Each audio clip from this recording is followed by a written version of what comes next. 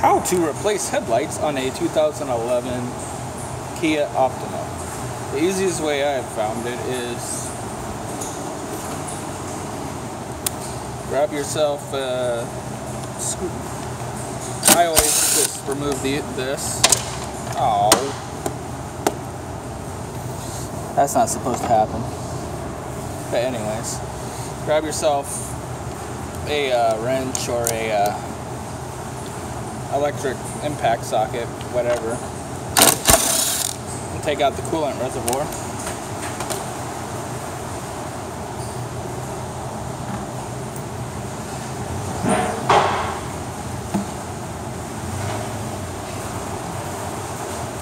And you can easily get in there. And then it's just a H11B, I believe, and you just twist it and it comes right out, just like that.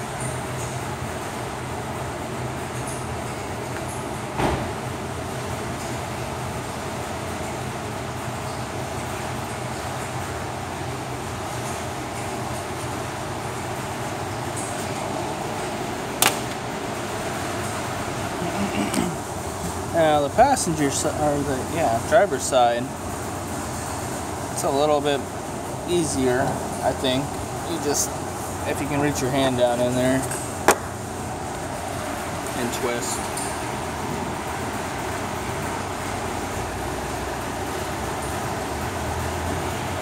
Sometimes.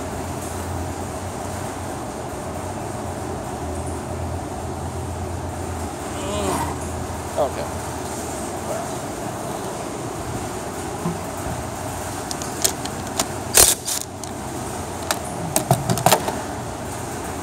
Today we're going to take this out of the way.